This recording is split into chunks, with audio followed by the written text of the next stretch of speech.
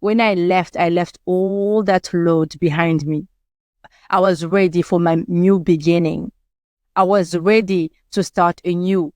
I was ready to go ahead and step into that growth, to step into those opportunities that were waiting for me. And indeed, 2 months later, hello and welcome to Self Upgrade.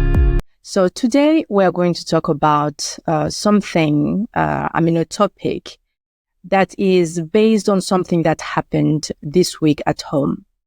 Basically, on Tuesday, my daughter came back from school. She came back with her dad, and I noticed that she looked a bit sad. And all of a sudden, she just started sobbing, very tearful, and, she looked really, really like hurt. And I was like, with her dad, we got worried. We were like, what is happening? Jasmine, talk. What happened at school? Tell me. I went to her like, tell me. If you don't tell us, there's no way we can help you. So please calm down and tell us. And she just couldn't talk. So she basically opened her bag and grabbed an envelope, and she gave me the envelope.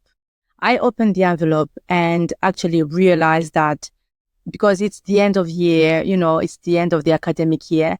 And basically that day they were given, their report and also the name of the person who was going to be their teacher for next year.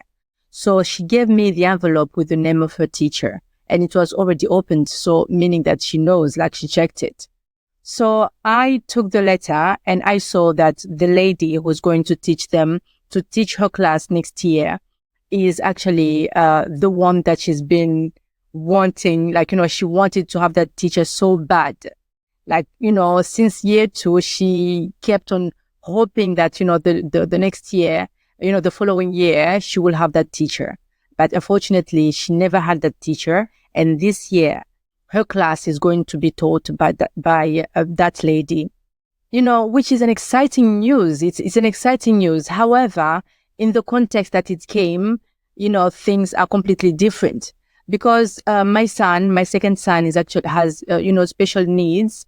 And at first I tried to get him to go to the same school as Jasmine, but it wasn't possible because they don't have the facilities there. They are not equipped to receive children on wheelchair because my son is on wheelchair. And because of that, we had to look at another option and get him to go to another school, where he'll be more comfortable, where they have the facilities, they have a lift, and, it's really easy for him to move around. So we had to make that decision, which wasn't an easy one because I always wanted them to be together. However, it wasn't possible. So we had to leave Jasmine in that school because she was resisting. She didn't want to change her school. And we had we put Omari in the other school. So they were separated. And then the problem was that, every morning I had to rush to run all over the place to make sure that they arrive at school early, So we sat and I was like, Jazz, I understand that you love your school. I understand that you don't want to change. I understand that you have friends there. You love everything about your school. I can understand that. But can you see how mommy is rushing every morning to go and drop Omari and then rush to go drop you? That's not good for me. I've been doing this for 2 years. And I know that you only have 1 year because she's in year 5 and she's going to year 6 now. So I was like, please, let's review this because I just can't. And she was like, okay, I will go to Omari's school. So I applied for her to go there. But when I applied, it was last year actually. And there was no space. So she couldn't move straight away. We had to wait. And then in June this year, they told me, basically the West Sussex County told me that there's a space in the school. So if I want her, she can go there for next year. And I was so excited that I told her dad, and, she was the last person I spoke to because I knew that even if it was great news for us, for her, something was going to change. And I knew that it's not something that she was going to to love, but, there will be a bit of sadness. So it was expected. However, I didn't think that it was going to cause her that much, pain, because she came and she looked really like, the way she was crying, she looked as if she was in pain. So I went to her and I was like, yeah, I know you really wanted this lady, because she, when I actually went to talk to her at first, she was like, okay, that's fine. Because I told her how exciting it's going to be, how she's going to make new friends, and how we will still keep in touch with her friends in her school. Like, all the friends that she made all the time that she was in that school, we are not going to forget about them. We still live in the same area. So it will be very easy for us, like, to connect and get them to come over, or her to go and see her friends. So at first it was fine. But when she realized that actually it was a reality, it wasn't just something that was in her head, but, it's happening, and it's happening now. Like, after this week, basically, she's not going to go back to that school, and she's going to have to start anew in a brand new school, make new friends, get used to the way things are being done in the new school. So lots of change. And obviously, when I saw that, I was like, wow. Obviously, I tried to reassure her and to tell her that, what, don't worry. We still have their phone numbers. We know where they live. So you will still keep in touch with your friend. And then it made me think. I'm like, so, the resistance, the fear of change is not something that we just develop like that as adults. It's actually something that we develop through time, from childhood. Like, you see, for me, I thought that children, they are very adventurous. So they won't be as much, as affected by the fear of change than us adults. But I guess I was wrong. Because, the way she took it, it was very, very serious. She was very upset. And so, it's got me thinking about adults and the way we approach change. We, as human beings, we love our routines. Most of us, not all of us. Some people love the excitement of change. But other people, like myself, I'm not going to lie, we love our routines. We love to wake up, have a plan, like, this is what I'm going to do today. I will do this and I'll do that. I will go there and then I'll go to this place to do this and that. So we love, to know ahead what we're going to do. However, that's not how life works. Simply put, that's not how life works. Let's just look at nature. Like, that's our teacher. Our biggest teacher is nature. And when we look at nature, life is constantly moving. Nothing stays the same for too long. Even we have the seasons, winter, and then spring, and then summer, and then, we have that cycle. But still, it's a change. Things are changing, even if it's a cycle that we can predict, but things are changing. And in life as well, we have our own cycles. Like, for instance, when you just look at your body, from the time you were born to the person who is here watching or listening to this today, you are completely different. You have changed with time. But as human beings, basically, we don't like the fact that something is going to disturb what we already are familiar with. We don't like that. We love our routines. That's a reality. So that's what I realized by looking at my daughter. And what I can tell you today is that, as human beings, we just need to flow with life. The pain comes when you actually start to resist the change. Something happens, and instead of you actually trying to step back and be like, okay, what can I do here? We tend to actually fear the unknown. I think it's very important that we try to change our perspective when it comes to change, because basically change is just something that facilitates new beginnings. Whatever the change is about, there will always be a new beginning. It may seem chaotic, all the change, all the disturbance, but at the end, after, when you close that chapter, a new chapter is going to open. And usually it comes with new opportunities. I love this quote by Abraham Maslow. He said, in any given moment, we have two options: to step forward into growth or step backward into safety. So basically what he means here is that even though we do have that, the option, we know that, okay, if you are facing change, most of the time we can be like, okay, I don't want to do this, or let me just take a leap of faith and just, see what happens next. You can have either of those approaches. However, growth happens in only one of them. If you stay in what is familiar, your routine, your old job, that you've been doing for years, you stay there, there won't be any growth. They may increase your pay a little bit, but is that going to change your life? Not really. However, if you take a leap of faith and go like, okay, you know what? I've been doing this job for years now and my life hasn't changed a bit, but I have all that experience that I can use in another company, and it will actually help me grow as a person, but also increase my salary. So you decide to go through that open door, to go to that adventure and see what happens. So that's what life is about. Like I said, pain comes when you start resisting the change. When you are like, oh no, how am I going to do? I can't move. For instance, if you don't want to go for that new job, that new position, because you don't want to move town. For instance, you want to stay in the same place because your family is there, because your friends are there, and you never lived anywhere else. That's all you've known all your life. So, fair enough. You can have a bit of resistance, but at the end of the day, the only way for you to find out whether you'll be happy or not in that new position is for you to take the leap of faith and go ahead and see for yourself. So step forward into growth instead of, resisting and stagnating in the same position. It's very important for us to say that not all changes are easy to deal with.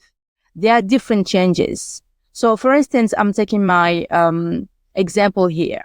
My mom basically was my best friend.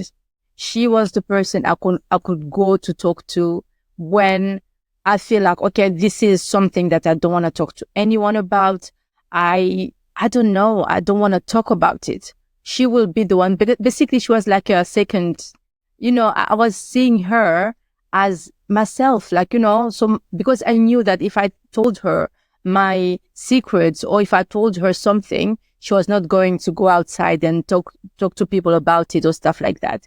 I could trust her. Basically, it was all about trust. And we were very close. We had a very, very good relationship and that I really enjoyed. And she loved calling and then to talk to my kids and just, have a laugh or something like that. Most of the time she would call me when she knew that I was cooking.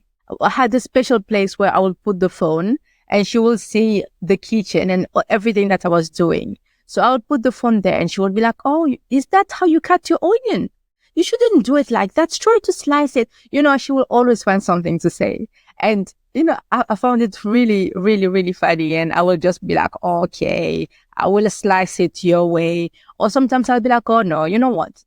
Wait and see. You will see that actually it's not that bad. Or, so yeah, she was that type of person for me. So like I said, I had that space where I'll put the phone for her to be able to see me move around in the kitchen, and ask questions. Because if, for instance, I'm taking something from the cupboard, she'd be like, what's that? Is that, it was nice, even though there was a distance because she lived in Mayotte and obviously I live in England. But in terms of relationship, we had that very healthy relationship where we'll try to call each other during the day as much as possible. When I will be playing with the kids, I'll call her and she will participate as well. So she was that type of person for me. And when I lost her, basically, it was 2 years ago. When I lost her, there was that big void, basically. All the things that I will do and call her for her to participate in. Now, she wasn't there anymore. Like in the kitchen, at first, I would still continue to put my phone in the same space, even though I know that there was no way that she was going to dial in and be there and talk to me and ask me questions. So I would just put the phone there and then, obviously memories will come, and with memories, pain and resistance. And so it took me a little while to go through that phase. So, change is not easy. I'm not saying that change is easy, but unfortunately, if you want to grow, you have to go through change. And also in other situations, you don't have the choice. You just have to embrace the change and work with it for healing. That's what I had to do. I had to work with to actually embrace change. And time was my friend in that particular situation. It was my friend because I knew that every single day I was going to feel a little bit better, a little bit better, a little bit better until now. It's still there. That void is still there. All those things that we used to do together, we still can't do them. But I'm like, okay, now actually I have developed a new relationship with her because I know that even if she's physically gone, her spirit is still around. I can still speak to her. We can't have that interaction. I just need to accept that change, that actually she's not around, but she is around at the same time, and just develop a way to connect with her. So that's just to say that it's not all changes that are easy to take. For instance, let's take the example of couples as well. If you are in a relationship, you've been with someone for 5, 10, 15, 20 years. And then all of a sudden, things are not the same anymore. You don't feel the same anymore, or they don't feel the same anymore. Things have changed. Your perspectives, you have changed through time, and you don't feel like this is the person for you anymore. You're like, okay, so what am I going to do? What am I going to do? So you have two options. Just as Abraham Maslow said, you either can, step forward for growth and go, seek for new adventures, meet new people, new relationships, new beginnings. Or you can stay in that position where you are familiar with everything. You know him and he knows you, or you know her and she knows you. But things are just not the same. You're not happy. You're not as happy as you used to. But you just, you're just staying because that's all you know. So we need to understand that whatever is familiar, yes, that's great. We know exactly, what to expect.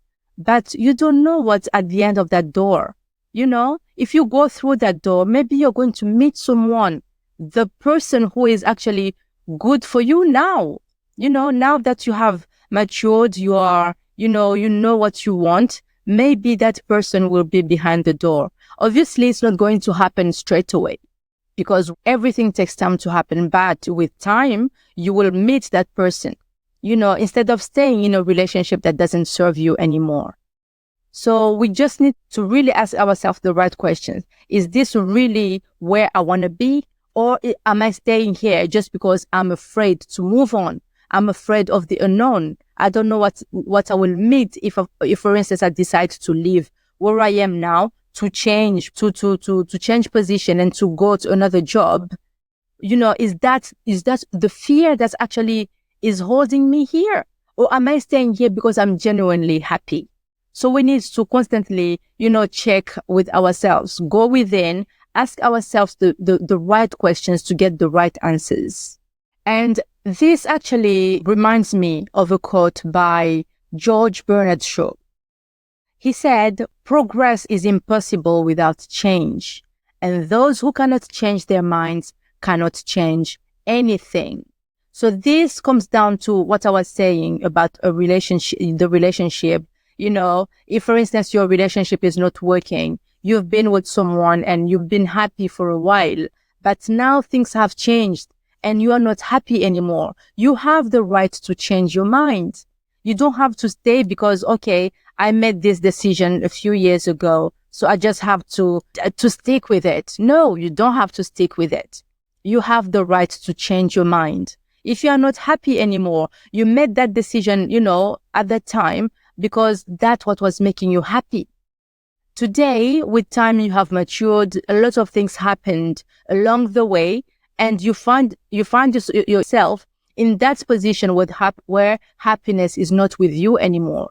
So you just have to change, to have the courage to start anew. So I think we really need to understand how the human brain works. The human brain was made basically to protect us. Whenever we feel like, okay, something, we don't know what is behind that door. So what will the brain tell you? Don't open that door. Don't open that door because you don't know what's there. It's maybe something that will try to harm you. So you will imagine, a whole lot of stories. You're going to think about something trying to harm you. Some, just things that will actually keep you from opening the door. So that's how our brain works. And we need to understand that. So here I'm taking the example of the door, just to tell you that, if for instance, you want to do something new, you want to do something and you actually don't know what is going to happen. If you actually take the leap of faith and go ahead with whatever you want to do, you don't know whether it's going to be successful. You don't know whether you're going to lose yourself. You just don't know. So your brain is going to tend to keep you from going and doing that. But knowing that, we just need to, find a way to actually free ourselves from that fear. So for me, the way I navigate change, when I'm confronted with a change that, I can control, like Abraham Maslow said, you choose to either, go for growth. I'm paraphrasing, to either go for growth or stay in what is familiar to you.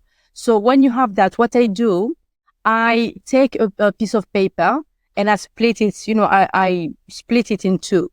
And what I do is on one side, I'm going to write all the things that I'm going to miss or all the things that I'm scared to lose. If I go through that change, I'm going to write all of those on one side.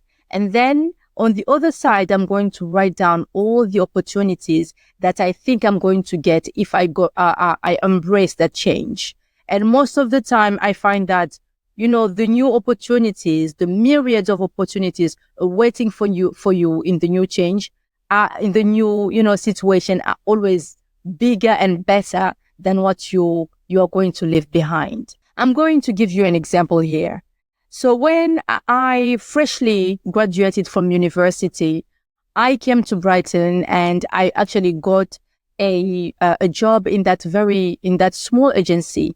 It was, a startup, and she only had like a few contractors, and then she decided to take me basically to come and help with their marketing. So everything at first was fine. Everything, it was a nice place. I wasn't paid that much. I wasn't paid much, to be honest, but I wasn't there for the money. Like I said, I freshly graduated from university. So for me, everything was about experience, to gain experience, so that I can, have that reassurance and also have that confidence in me. And then I can go in other places. But I came to the company, I was doing great. Everything was fine. And then the company started to struggle in terms of, clients. Like they lost a few clients, and then she was struggling. She stopped paying herself completely. She stopped paying herself, but she had to pay us. And then something happened. One day, we had that system through which we could communicate. And one of my colleagues started to complain about something. And me, actually, I was just on the receiving end. So I'm not sure what happened, but that lady went and she found the conversation. And when she found the conversation, she turned it against me. Even though within the conversation, she saw who was complaining. And so basically she could see properly, what I said and what the other person said. But for some reason, she just decided that, okay, I cannot accept that you talk about this, you talk about the company like this, and she decided to fire me. So I got fired, after, I think it was 6 months or something. And to be honest with you, these are the type of things that I talk about all the time. The universe has been pushing me because I was working only 3 days in the week. And like I said, I was not paid much. But, we tend to have that scarcity mentality, like, oh, at least I'm paid something here. It's not great, but I'm here. She's paying me. And, so instead of being like, okay, I've been there. I came here to gain experience. I got that experience. Now it's time to move on. I didn't think like that. Basically, I was like, okay, she's paying me. I'm getting this. And I didn't try to, to actually look for something else. But all the signs around me were pushing me towards actually looking for a new opportunity, going to another company where my skills were going to be better used. But instead I stayed, and that happened. So I got fired. And my whole little world was crumbling in front of me. I remember that was like one of the worst weekends of my life because it was on a Friday. I spent the whole weekend crying. I'm not hiding anything. I spent the whole weekend crying. My husband was, trying to reassure me, was trying to tell me that, oh, you know what, it's fine. Maybe it's a blessing in disguise. I was like, how can you call that blessing? How? I was, because I know when you're hurt and someone is trying to tell you, actually, it's not that bad. You're like, how dare you? Of course it is bad. So that's how I was taking it. And, I spent the whole weekend crying. And then, something, inside me, I guess it was my higher self, because at the time I didn't have, I was, in terms of spirituality, or in terms of, I was in my ego self, basically. I was living, it was my ego self that was taking over, basically. So it was like, oh, why me? Oh, what am I going to do now? Oh, you see, always, self-pity and stuff like that. But before you know, I was going to understand why that happened the way it happened. So, like I said, I got fired. I went through that painful transition, very painful. And then I was like, oh, you know what? It happened. I got fired. What can I do now? Keep crying, not eating? Well, I could do that, but is that going to be beneficial to me?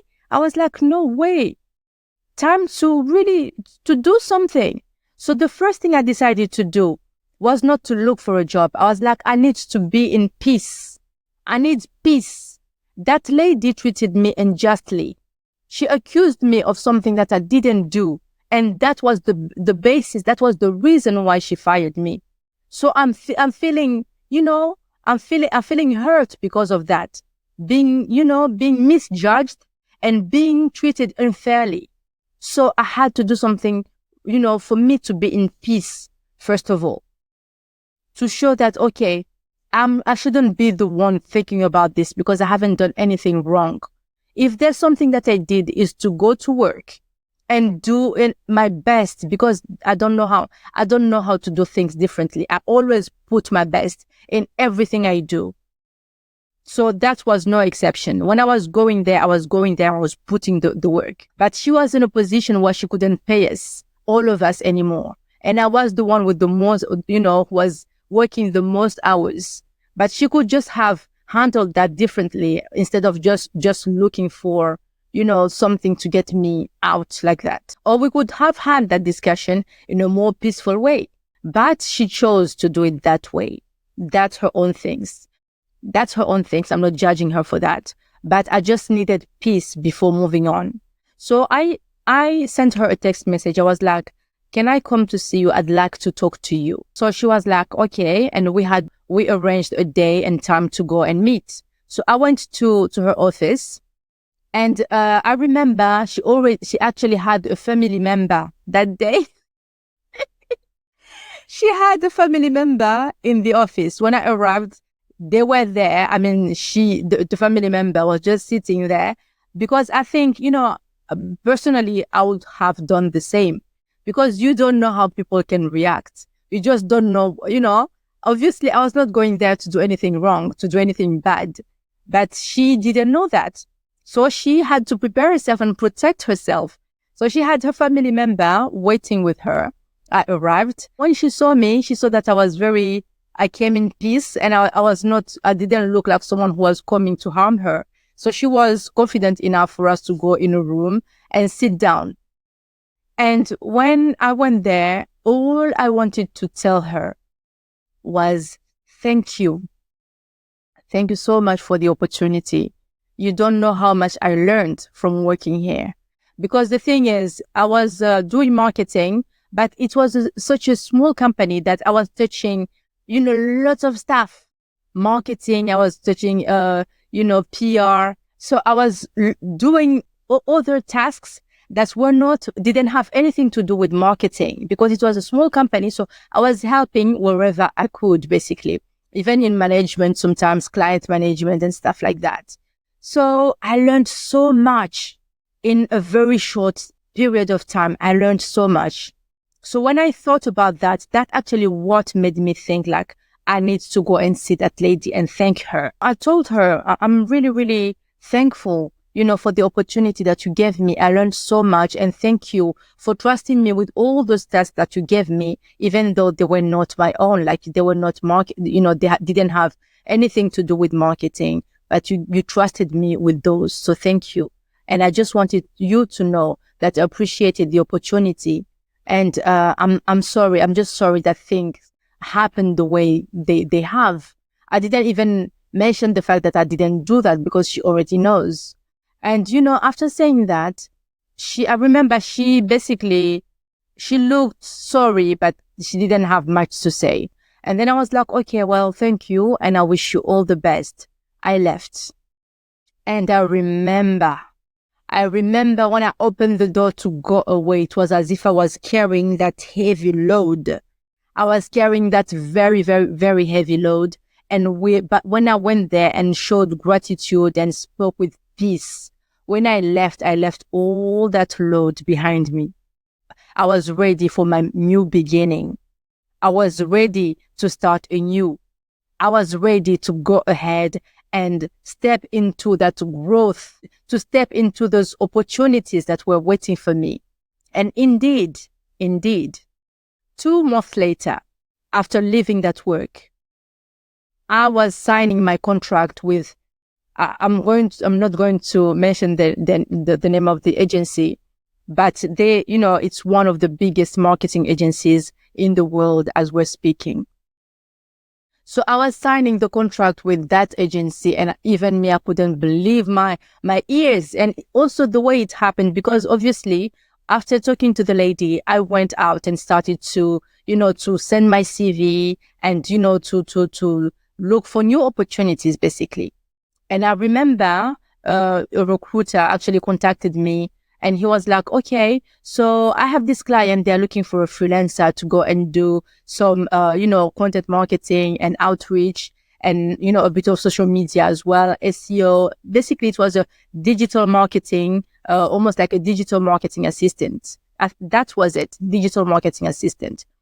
They initially didn't want someone to be like full-time. They just needed a contractor to go and help for a certain amount of time. I think it was a month or 2. And then they didn't mention anything about, they didn't mention anything about becoming full-time or joining their company. So I was going there as a freelancer. And I went there, and I remember the manager, he was so nice. And, the director there was so cool as well. So, everything it was like the perfect place to work. And, the amount of money they were paying me, I couldn't believe my ears compared to where I was working. It was incredible. So, everything, like a great company to work for, great people, great environment, great manager. And I was given also the opportunity to express my creativity. It was like the perfect place to work, and the salary was going with that as well. And then after the short period of time, because I think it was a month, after that, they decided to give me a contract with them to let me join the company. And it was amazing. I couldn't believe my eyes. I couldn't believe what was happening. When I was looking back at that time, when I spent all that weekend crying because I lost that job. Actually, it was something that I had to go through, because on my own, I would have never, ever made that decision to leave the company, even though I wasn't happy and the salary wasn't at all what I was looking for. That's just human nature. We want to be where we are familiar. We want to resist change. We don't know what's at the end of, what's going to be behind that door. So we want to stay where we know we are safe. However, safety, the way we perceive it, safety as being that comfort zone. That comfort zone is the worst space where you can stay, because you don't know what's behind that door. Whatever it is, if you have to fight, you fight. But after the fight, you know that life is going to be, the grass is going to be greener. So we need to really stop fearing change and actually embrace it. Embrace it, because with change comes growth, new experiences, new people coming into your life to teach you new lessons. And that can only come if you go into new places. Please like, subscribe if you haven't already done so. Okay, guys, I think we talked a lot. I talked a lot about change, because I think this is something that we need to shake off. Fear in general is not something that is good for us. Fear will just keep you in that state. Okay, I have to stay here because this is what I know. This is what I can see. This is what's familiar with me. This is what I know how to do. I don't want to go in a place where I will put myself in distress, maybe not happy. I just don't know what's behind that door. So I prefer to stay here. Let's change that. Let's be a bit more adventurous, because my daughter, when I sat her and I was like, you know what, my dear, I know what's happening here. It's not easy. I'm a human being just like you. It's not because I'm mommy that mommy doesn't have feelings. I know it's not easy. I know that leaving your friends behind like that is not an easy thing to do. But you are very lucky, because we're not moving town. We're still here. We're going to stay here. So you can still meet them. We can arrange for them to come for a play date.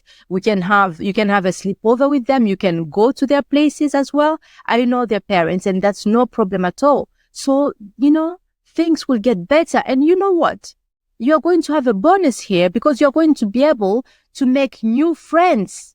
And she was like, oh, are you sure? I'm like, yes, you're going to make new friends in a new place. You're going to learn new ways of doing new things. Or maybe new ways of doing the things that you were doing there, but differently. You see? So only good things are going to come out of this situation. And you knew that this was going to happen anyway, because she, like I mentioned, she's going in year 6, and after year 6 is secondary school. So they were going to split anyway.